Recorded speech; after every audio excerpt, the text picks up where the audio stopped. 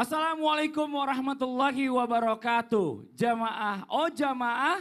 Alhamdulillah. Alhamdulillahirabbil alamin. Jamaah Islami Tunda ya, Masya Allah luar biasa. Nih inget nih, buat kalian-kalian yang di rumah nih, yang suka PHP-in orang. Nggak boleh gitu ya. Terus udah dibaikin sama orang, dibalesnya nggak begitu. Giliran susah minta tolong sama orang ditolongin. Giliran di orang lagi susah, orang minta tolong, nggak ditolongin. Dosa tahu, nggak boleh begitu. Astagfirullah Mas Fadli. Apa sih, Ustaz? Kok emosi banget hari ini? Pagi-pagi Kenapa? loh. Pagi-pagi jangan Ya emosi. Allah. Gimana, Ada gimana? masalah apa sih? Cerita.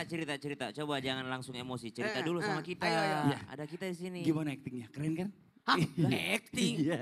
Tapi kenapa sambil berkata itu dosa dan sebagainya, kenapa sambil marah-marah, kenapa? Ya tapi emang begitu kan Ustadz. Banyak orang itu yang terjadi sekarang ini ya. Memperlakukan contoh istrinya. Istrinya itu udah baik banget sama suaminya. Nemenin selalu suaminya lagi susah. Giliran suaminya banyak duit, ditinggalin La ilaha istrinya. illallah. Kadang-kadang kita kan kalau pakai acting itu harus pakai hati. Oh. Bener gak Berarti sih? itu dari hati Dari banget hati tadi. berarti. Acting itu harus pakai hati. Gimana? gitu. Sabar Mas Fadli, Iya. sabar. Wah, ini salah lagi nih Ya pengertian. Udah, Allah. biar lebih enak kita bahas aja deh. Ya, Bahas. duduk dulu. Oh iya benar-benar. Tenang dulu. Kalau lagi emosi harusnya duduk. Ya silakan duduk yuk. Ya Allah, saya cuma acting doang masih Acting kena ya. emosi. Tapi gini ya, bentar ya, ini jamaah saya cuma acting doang kok. Ini memang kadang kalau acting itu kalau kita ngasih sesuatu yang mengesalkan itu sampai ke dalam hati dan gemes. Nah hari ini kita bahas tema yang luar biasa.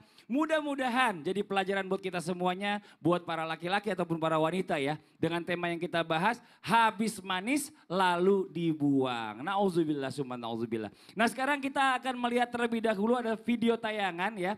Di sini kita akan melihat orang ada yang ditipu kekasihnya. Korban janji dinikahi tapi ternyata hanya janji saja. Ini dia tayangannya. Dwi Komariah 21 tahun warga Jalan Fakih Usman Kelurahan 4 Ulu Palembang Sumatera Selatan melaporkan calon suaminya ke SPKT Polrestabes Palembang. Di hadapan petugas piket, ia menuturkan bahwa ia sudah menjadi korban penipuan oleh kekasihnya sendiri, di mana kekasihnya itu akan datang bersama keluarganya untuk menentukan hari pernikahan sembari memberikan biaya pernikahan yang dijanjikan sebesar 20 juta rupiah. Sedangkan AP calon mempelai pria tidak bisa dihubungi, setiap dihubungi teleponnya tidak pernah diangkat, jadi seolah-olah keluarganya dipermainkan. Diketahui di mana AP menjanjikan akan melangsungkan pernikahan pada 7 Juni 2020 lalu. Atas kejadian tersebut, Dwi yang didampingi oleh kuasa hukumnya Anugrah melaporkan kejadian tersebut ke Polrestabes Palembang. Nauzubillah min zalik ya, ini yang jelas pasti astagfirullahalazim deh. Ini perasaan wanita ini pasti sakit hati banget. Karena sampai dia itu merasa dipermalukan dan akhirnya dia memberikan tuntutan di pengadilan. Nah ini Ustadz Hilman nih ya, tanpa kita sadari yang namanya rasa percaya itu ya, kadang-kadang itu sama orang terdekat itu kita nggak bisa kontrol. Pada saat kita percaya itu, Ustadz Maulana, ya Allah liatin saya aja iya. Yang sering di PHP-in atau sering PHP-in. Enak aja. Paling pas Ustadz Maulana ya. Ustadz Maulana. Iya Ustadz Maulana. Karena gini Ustadz, orang kalau udah percaya ya kan, kadang-kadang ya udah deh yakin aja gitu loh. Dan ternyata karena dia percaya dari gampang banget dibohongin atau di berujung-ujung itu di PHP-in. Pemberi harapan palsu. Nah ini bagaimana Ustadz Maulana? Dosa nggak kira-kira dia? Aku bahas langsung Iya. aja. Ustaz Ilman izin, Ustaz Sam yang sudah jauh dari saya. Bismillahirrahmanirrahim. Assalamualaikum warahmatullahi wabarakatuh. Waalaikumsalam warahmatullahi wabarakatuh. Jamaah. Yeay. Oh jamaah. Yeay. Alhamdulillah. Alhamdulillahirrabbilalamin. Allahumma salli ala sayyidina Muhammad wa ala sayyidina Muhammad. Satu bentuk pujian dan rasa syukur kita. Satu pembelajaran yang luar biasa. Bahwa berharaplah hanya kepada Allah. Bergantunglah hanya kepada Allah. Allahus samad. Allah tempat kita bergantung. Allah tempat kita berharap. Karena ketika kita berharap kepada manusia, tunggu kekecewaan. Nah, atas dasar apa? Apa yang kita harus lakukan? Ada masalah? Ya. Ada atas dasar apa? Apa yang harus kita lakukan supaya kita tidak di PHP-in? Caranya agar tidak mudah terjerat dari janji manis. Kembali lagi, berharaplah kepada Allah bukan kepada manusia. Karena manusia itu pun sama dengan kasusnya dengan kita. Semua pasti punya kekurangan. Mohon maaf, tidak ada yang sempurna kecuali Allah. Dan ingat, ketika kita sangat berharap kepada manusia, terlihatlah kenapa ketergantungan kita kepada makhluk. Nah, hati-hati ya, jangan sampai kita, mohon maaf, mendahului kehendak Allah. Atau maaf, justru kita lama-lama nanti musyrik, syirik. Karena kenapa? Mengandalkan orang, inilah yang bahaya. Maka solusi yang terbaik supaya kita tidak di PHP dan sebagainya, tidak tergiur dengan janji, ini yang kita lakukan, lebih mandiri dan memperlihatkan keteladanan. Ini mandiri aja sehingga tidak terlalu berharap. Lalu perlihatkan keteladanan, artinya aku bisa kok, justru gimana? Makanya ada istilah gini, itu yang bagus ini. Tangan kanan lebih baik daripada tangan kiri. Memberi lebih mulia daripada menerima. Berilah sebelum meminta itu. Memberi, apalagi di bawahnya memberi. Menerima, di bawah menerima, meminta. Dan yang keempat, nauzubillah, kalau sudah berada pada posisi yang keempat, apa itu? Meminta-minta. Jadi memberi, menerima, meminta, yang paling ini adalah meminta-minta. Mengemis itu Ustaz ya. Ya, Ada lagi? seperti itulah Seperti pengemis. itu ya. Ya, apalagi yang ketiga, pahamilah orang. Pahami orang serta membatasi serta lebih percaya diri. Jadi memahami orang lain itu. Bagaimana kita harus memahami orang itu? Apakah dia sanggup atau tidak? Ya bisa jadi. Kita boleh curhat kepada ahlinya. Jangan sampai justru kita mengumbar aib sendiri. Yang bisa memberi solusi dan jangan curhat kepada yang ember bocor. Karena kita memang makhluk sosial. Notabene-nya kita makhluk sosial yang mohon maaf butuh manusia lain, interaksi, masukan, itu boleh-boleh aja. Nah, dalam hal ini inilah hikmah dibalik di mana Rasulullah SAW ayahnya meninggal ketika Nabi masih dalam kandungan, ibunya meninggal ketika Nabi masih kecil. Apa hikmahnya? Supaya Nabi hanya meminta Allah, memanggil Allah, bukan memanggil orang tua. Nah, dari sinilah kepada orang tua pun kita tidak boleh terlalu berharap. Berharap bergantung, jangan.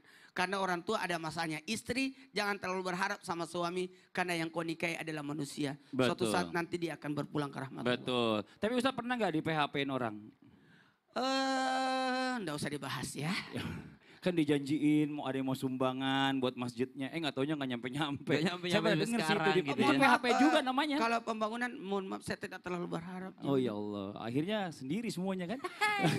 Kita lanjut lagi nih buat jamaah Islam yang ada di rumah ya. Tentang hubungan pernikahan. Hingga saat ini banyak kita dengar atau marak sekali banyak yang kita lihat suami istri ini yang saling berkhianat. Nauzubillah min zalik. Terus Ustadz Hilman bagaimana caranya atau solusinya bagi para pasangan ini agar terhindar atau namanya tidak merasa dirinya itu terbuang. Bahkan tidak dianggap oleh pasangan sendiri Ustadz Hilman. Mohon izin penjelasannya silakan. Baik, terima kasih Ustadz Maulana, mohon izin Ustadz Syam, Mas Fadli. Bismillahirrahmanirrahim. Assalamualaikum warahmatullahi wabarakatuh. Waalaikumsalam warahmatullahi wabarakatuh. Alhamdulillah wassalatu wassalamu ala rasulillah la haula wala quwata illa billah amma ba'd. Di dalam Al-Quran pernikahan itu disebut dengan mitsaqan ghalidha. Kesepakatan yang agung, kesepakatan yang mulia gitu.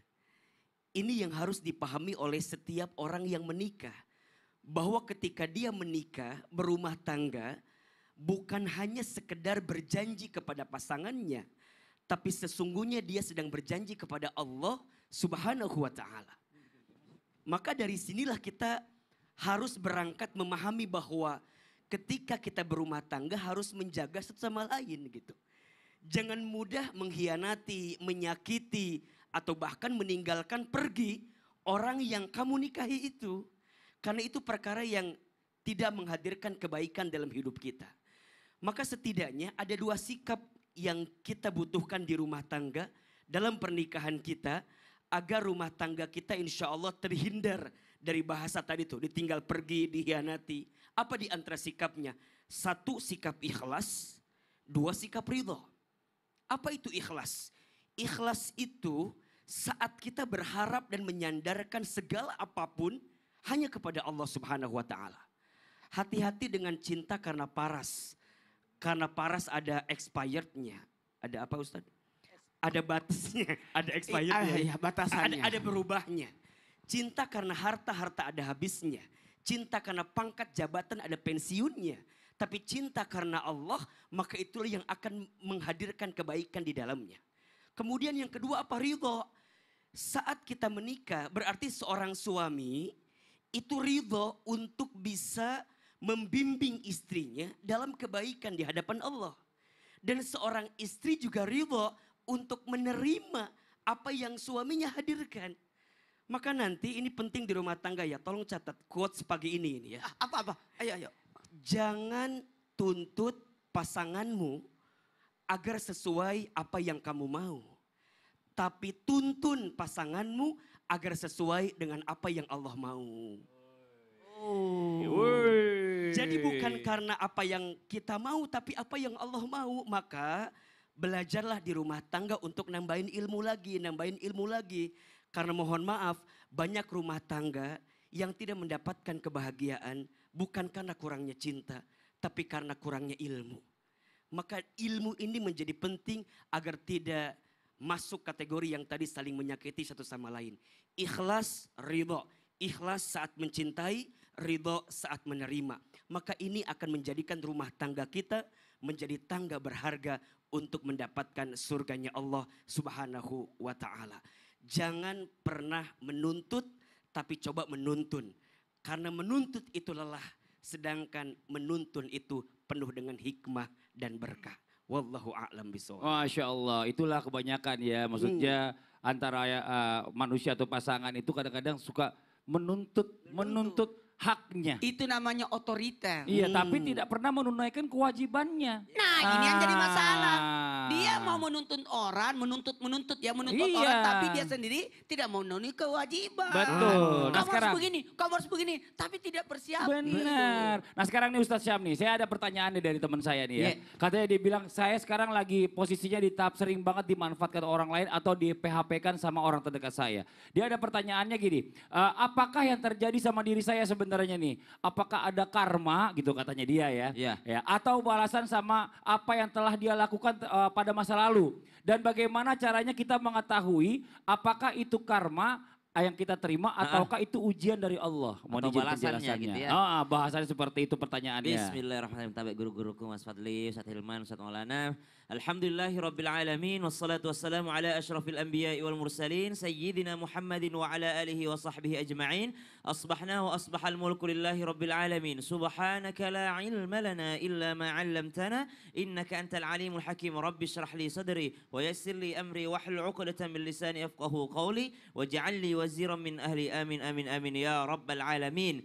Maka subhanallah di dalam agama kita, di dalam Islam tidak mengenal istilahnya hukum karma atau hukum yang akan kita dapatkan setelah kita memperlakukan orang lain. Namun di dalam Islam ada satu hukum yang namanya kama tadinu tudan. Sebagaimana engkau memperlakukan orang lain, begitu pula engkau akan diperlakukan. Ya, mirip-mirip sebenarnya. Kama tadinu tudan, sebagaimana engkau memperlakukan orang lain, seperti itu pula engkau akan diperlakukan. Kenapa? Karena Allah Subhanahu wa taala memberikan kita kabar gembira di dalam Al-Qur'an dalam surah An-Nahl, ba'da naqul a'udzubillahi minasyaitonir rajim. ولو يؤاخذ الله الناس بظلمهم ما ترك عليها من دابة ولكن يؤخرهم إلى أجل مسمى فإذا جاء أجلهم لا يستأخرون ساعة ولا يستقدمون يقدمون. Kenapa dalam Islam tidak mengenal yang namanya hukum karma? Karena Allah Subhanahu wa taala berfirman, seandainya manusia dihukum atas kezaliman mereka, atas apa yang mereka lakukan, maka tidak ada lagi yang tersisa. Tidak ada yang tersisa karena kezaliman kita jauh lebih banyak dibandingkan amal ibadah kita. Allah katakan ma taraka 'alaiha min dabbah walaki yuakhiruhum ila ajalin musamma. Akan tetapi ketahuilah apa yang kita lakukan ketika kita zalim terhadap orang lain, maka Allah tangguhkan, Allah tunggu taubat kita. Namun itu pasti akan datang nanti balasan dari Allah Subhanahu wa taala. Mungkin di akhirat, mungkin saja di dunia. Kenapa? Karena ternyata ada ayat yang lain mengatakan zaharal fasadu fil barri wal bahr bima kasabat aydin nas. Terjadi kerusakan karena tangan manusia itu sendiri. Ada satu kisah dalam sebuah kitab Allamatnil Haya, kehidupan telah mengajariku bagaimana seorang anak yang baru menikah, dia menitipkan istrinya terhadap mertuanya dengan mengatakan, "Ayah, saya ingin keluar negeri." Kisah ini terjadi di Saudi. Dia mengatakan kepada ayah mertuanya, "Saya ingin melanjutkan pendidikan saya ke Jerman. Maka saya titipkan istri saya kepadamu wahai ayah mertua." Apa kata ayah mertuanya? "Jangan engkau titipkan kepada saya karena bukan saya yang menjaganya tapi engkau sendiri yang akan menjaganya." Berkatalah sang menantu tadi, "Bagaimana mungkin saya menjaganya ayah? Saya berada di luar negeri sedangkan engkau yang dekat dengannya. Pokoknya engkaulah yang menjaga istrimu." Akhirnya waktu berselang berangkatlah ia ke luar negeri. Sesampainya di sana, subhanallah, ternyata dia bertemu dengan seorang wanita lain. Dia bertemu dengan seorang yang senantiasa menemaninya menjadi penerjemah. Subhanallah, maka terjadilah sesuatu yang dilarang di dalam agama. Namun dia mengatakan saya tidak sampai berzina. Dia melakukan segala sesuatu namun dia tidak sampai berzina. Lalu waktunya tibalah dia pulang ke rumahnya dengan mengatakan saya sudah pulang ayah hari ini. Apa kata ayah mertuanya? "Engkau tidak menjaga istrimu." Subhanallah, terkaget dia mengatakan, bagaimana bisa dia tahu? Bagaimana bisa dia tahu? Maka mertuanya mengatakan, istrimu melakukan sesuatu yang sangat buruk. Akhirnya dia datanglah kepada istrinya dan mengatakan, apa yang engkau lakukan? Kata istrinya, demi Allah, saya tidak berzina. Namun kalau dikatakan dekat dengannya, bersama dengannya, saya melakukannya tapi saya tidak berzina. Apa yang engkau lakukan, begitu pula yang akan engkau diperlakukan kelak. Wallahu ta'ala alam. Nauzubillah min zalik. Jadi Nauzubillah min sebenarnya itu balasan Allah di Balasan dunia. Allah. Bukannya karma. Islam Bukan nggak karma. mengenal yang namanya Betul, karma. betul. Masya Allah. Terima kasih banyak Ustaz Sama-sama, Syam Ustaz. yang meluruskan. Ini kan gini nih ya. Buat jamaah Islam itu indah yang ada di rumah nih. Alhamdulillah saya tuh terlalu banyak dapat curhatan dari teman-teman gitu ya. Ini ada yang saya mau tanya sama Ustaz Maulana dari curhat. Curhat atau dirinya? Bukan, kalau saya sih alhamdulillah hidup saya baik-baik aja Ustadz, alhamdulillah. Tapi gini, saya pernah mendapatkan curhatan dari teman saya nih, katanya dia pernah merasa disakiti oleh orang yang dia cintai. Ya. Sampai timbul yang namanya katanya rasa dendam gitu. Dan dia pengen banget dia bales biar orang yang nyakitin itu juga ngerasain apa yang dia rasain gitu Ustadz. Nah, itu bagaimana Ustadz? Jadi kamu mau balas dendam sama orang itu? Jadi maksudnya gimana? Boleh Mau maksudnya? balas? Emang gitu boleh Ustadz? Gimana sih maksudnya? Gini, Hah? balasan itu akan saya bahas setelah yang satu ini. Oh, kira-kira boleh apa enggak ya? Ah. Mau tahu? Mau tahu? Mau tahu? Mau tahu? Setelah yang satu ini. Setelah yang satu ini, yang di rumah jangan kemana-mana, tetap di Islam itu indah jamaah. Oh jamaah, Alhamdulillah. alhamdulillah. Tapi itu bukan Mas Padli kan? Bukan, itu banyak.